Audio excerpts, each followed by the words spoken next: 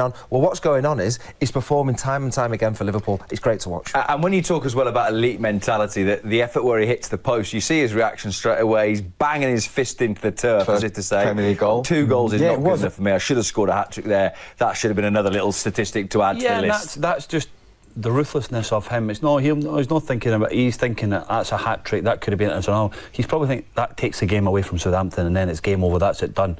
And he's thinking, if it got to 3-3, then he would have thought that was a big moment for him. But no, I just see him at the moment. He's electric, and he's enjoying his football, which we can really see. OK, let's bring our fans in. Justin, Mo and Abigail have watched that. Abigail looked like she'd lost about 5 years of her life in stoppage time when we just popped up to do a sound test. So I think we're back to a normal heartbeat. Let's start with you then, Justin, all the way from Nashville. What is it, 10 o'clock in the morning, something like that? It is now, yes. Nice. It's early kickoff today. Early kickoff, but you're bright and early, and I'm sure it's been worth it to see Liverpool go 8 points clear. Let's start with talking about Mo Salah then, and the influence you've watched him have on this Liverpool team in the last, whatever it is, 7 years. Oh, he's perfect, beautiful, resplendent. It was 100 goals, away goals, right, for him today? Correct. Which I guess is why I cued the yellow card for the top taking off. Unfortunately, I missed that moment, but I got to hear it. I'm just in a room just outside of our watch crew. So, Mo's unbelievable. He's unbelievable. Let's go Mo on Mo then, and you would have heard the chat we were just having, Mo, in terms of the greatest of all time. Where does he sit on the list for you?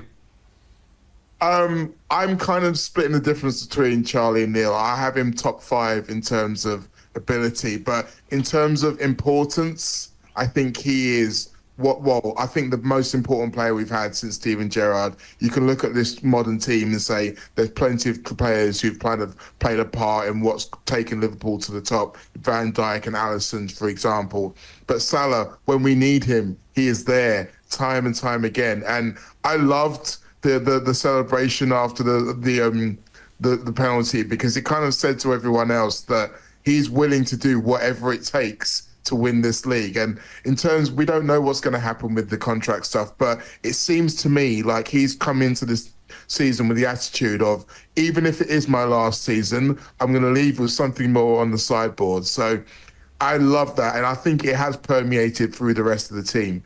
And he can be a leader in terms of his example, but also in terms of how he is around the group. And there were times when some of our big players probably took their eye off the ball a little bit at times today.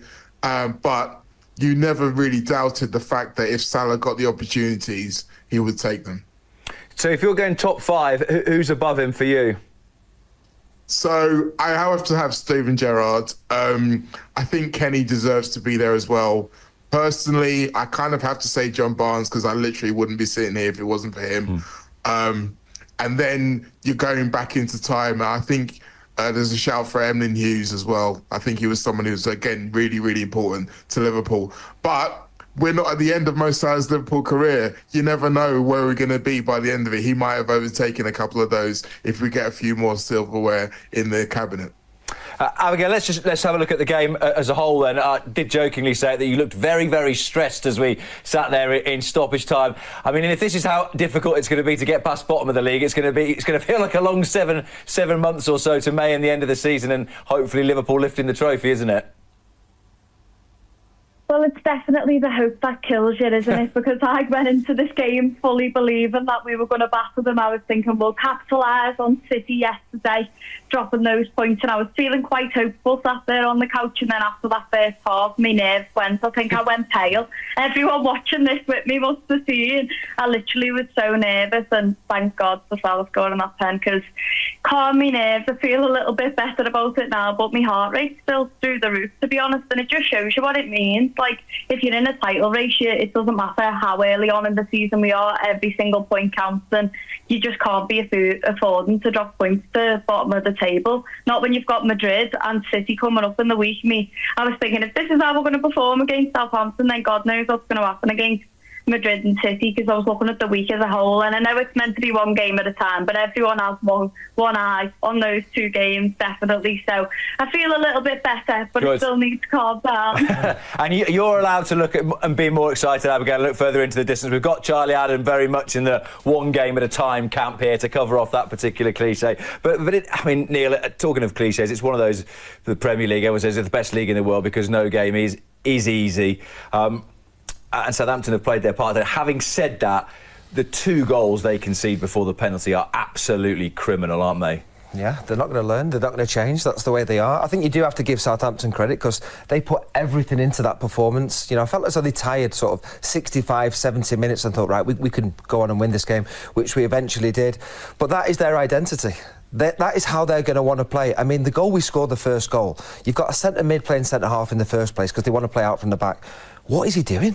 What is he doing? Well done to Curtis Jones, by the way. Curtis Jones puts him under pressure. I think the goalkeeper... What's the goalkeeper that he should sense and see that you've got 3 players ready to pounce on the 18-yard box. Relax. Kick the ball to the edge of the box. Yeah, but it's just ridiculous. Yeah, but it comes from the goalkeeper. Yeah, they're not even set up to play, and he wants to roll it out there. And I understand you want to play from the back, but you're under a little bit of pressure. You're playing Liverpool, who are one of the best pressing teams in the Premier League, and he rolls into a midfielder who knows nothing about where he is on the pitch, and then all of a sudden they pounce, which is what you want. They smell it. They get a little bit lucky. Flynn Downs has got to do better with the clearance, but after that, the quality of Szoboszlai's finish is unbelievable. I don't know if you heard it, but in the second half, they passed it back to the goalkeeper. The goalkeeper just booted it long into our half. The fans cheered. They've had enough of it. They've had enough of playing out. There is times to do it. And Neil, and as a coach, as a manager now, it's what we all want to do. We understand we want to do that, but there is a liability within what you want to do. You can't just keep thinking it's going to be the answer. There's got to be different ways of playing. Yeah, you can play and you can build, but you've not got Man City's players, you've not got Liverpool players, you've not got the best, you've got Southampton, best pressing teams in the world. You're going to cause yourself problems, and that's what Liverpool did. They set traps and they done it, and they punished them for it. They battled today and they've given us a game, but I don't think they'll battle or compete to stay in the league this year. I think they'll be cut adrift. No, but they cut their own throats with what they were doing against one of the best teams in the league. It's similar to what Burnley did. Burnley tried to do it as well, but again, they never had the players that were capable of doing it, so that's something that they have to look at. It's interesting as well, isn't it? Because the 2 goals are different in the sense that the first one is a failing of the system. I mean, it's an individual error, obviously, but it's also, if that's what Russell Martin's telling them to do, then eventually they're going to get into trouble. Whereas the second one is just, you wonder where Alex McCarthy is going because he's so far out of position. But again, it's movement, the top end, people running in behind, stretching the pitch. Walker-Peters' body shape's wrong. He doesn't see Salah. He comes off the back of him, clips it in behind from Gravenberch, and like you said, McCarthy, he's in no man's land, and it's a wonderful finish to then, get Salah to get that goal. It's pretty choppy, that wind out there, so hopefully everyone gets back nice and safely. It was interesting, Charlie, as we were watching the game, about 30 seconds before he scored, I said, I swear Dominic Szoboszlai doesn't shoot as much as he used to, but luckily he did today, and it was a great finish. Yeah, and we've seen it playing for the national team in Hungary. He's some strikes and free kicks, and even when he first come to the club, he a couple of great shots and good efforts, and it's important. That'll be a big goal for him, confidence-wise as well, not scoring for a long time, so gave him a lot of confidence and belief that he's a mainstay. And like one of the fans said, sometimes when you're the big fish in the pond at Hungary and maybe not as big a name in terms of within the group at Liverpool, that maybe is a little bit different. So now he's got to start that with his performance and start building his own Liverpool career in a different way, really. He's not guaranteed his shirt as much as maybe he was in previous times at Liverpool. You're looking at Curtis Jones, how well he's done when he's been playing further up. Harvey Elliott's back fit. I thought that was a big boost to see him on the bench. I'm sure he'll get game time as well. So I think for him to get the goal, because the manager had mentioned it, you mentioned it, last Premier League goal, January, for a player who is capable of more goals, that'll give him a lift, and that's great news for the manager. With some big games around the corner, he's got himself a goal, that'll give him big confidence, and maybe he might shoot a little bit more in them areas. Yeah, it was interesting as well what he said towards the end of that interview about the gap at the top, and he said, I think last year I maybe said a little bit too much. I think he was quoted at some point during the season of talking about the quadruple Dominic Szoboszlai, and maybe he just has learnt a little bit of a lesson as to tempering those expectations and slow and steady and just try and keep under the radar as much as possible. Yeah, and like I say, you learn by mistakes, don't you? You can come in and ultimately maybe where if he's been previously, the media doesn't hype in it as much as it did. In England it's heightened, and you know, that's it. They know there's going to be a challenge. They're in a wonderful position.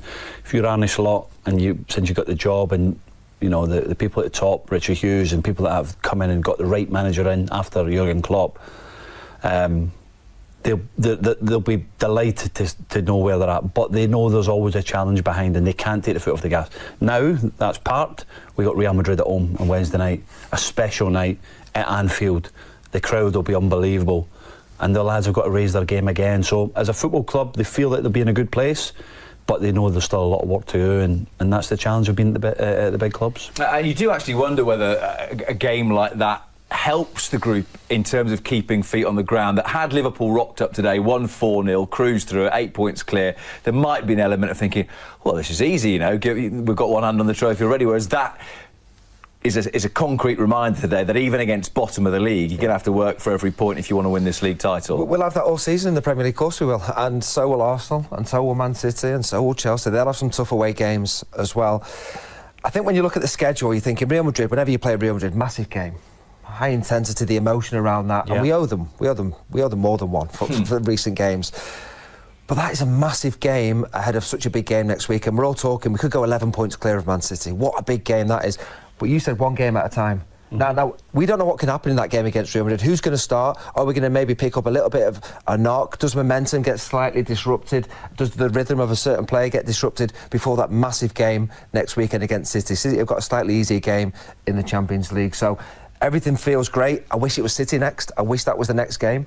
But we just don't know what's going to come with this Real Madrid game. But now the target's on Liverpool's back, and that's the big thing. That's different, you know, for this management team, and most of the players, obviously they've been there before, but the target's on the back now. They're at the top, everybody's chasing them, so the confidence, and like I say, Prep will be underlining Man City that it's over, it's done, and he'll be playing the games, we understand that. But like Neil said, they'll be try to get a confidence boost on Wednesday, or the Champions League game, trying to win that, to pick momentum up. But the game doesn't matter what form Man City are in before next Sunday. Man City will come and they will look to try and dominate the ball. They'll want to be. They've still got top players, so it's going to be a totally different game. So I just think that Liverpool focus on today, learn from today, because there was a few individual things, and like I say, Conor Bradley overcovering, should have tracked a run. He never done that. Small details, and like I say, the Real Madrid game takes care of itself. Can I just say, by the way, Canate and Conor Bradley managed that yellow card really well. Both booked inside 20 minutes. Yeah. I'm thinking, please don't get a silly second yellow, and you miss that big game next week against City. So today's match is Liverpool match. Honestly, they really did well. They really did well.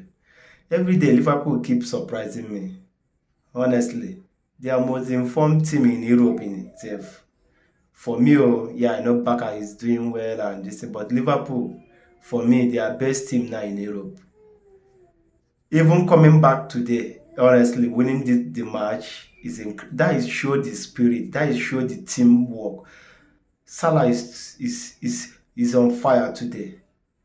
Honestly, they are playing as a unit. They are playing as a team. That coach, he really surprised me, because in short, he surpassed all the expectation. Everybody talking about Jurgen Klopp, how will you fit inside Jurgen Klopp boot and all those stuff. But the man, in short, even he has impressive stats as a new manager, more than any coach in Premier League, more than any new manager in Premier League. So he's honestly, the man is in another level. He put Liverpool, even though Liverpool are playing different from Jurgen Klopp, but I believe they are even playing well, even though they concede 2 goals today, but they are still best defense in Premier League this season. And Man City lost against match yesterday. It make it Liverpool even more favorable to win this league. So I believe that as Liverpool going, it's their league to lose. Even Man City have to watch their back, because Chelsea, Arsenal, Brighton, Tottenham, they are coming. If Man City lost against Liverpool next week, that is mean. Cannot take even Man City will not be in top 4. honestly, because Chelsea, Arsenal, Brighton, they are the same point. So if the three of them win their match and Man City lost, Man City is out of top 4. That one will be crazy. It will be a massive crazy. But let us see how it goes, Cha. I believe Man City, Chelsea, Arsenal, Brighton, and Tottenham. It will be a war next week. Everybody have to be ready. Guys, tell me what you think in the comment section. Please don't forget to like and subscribe. Thank you.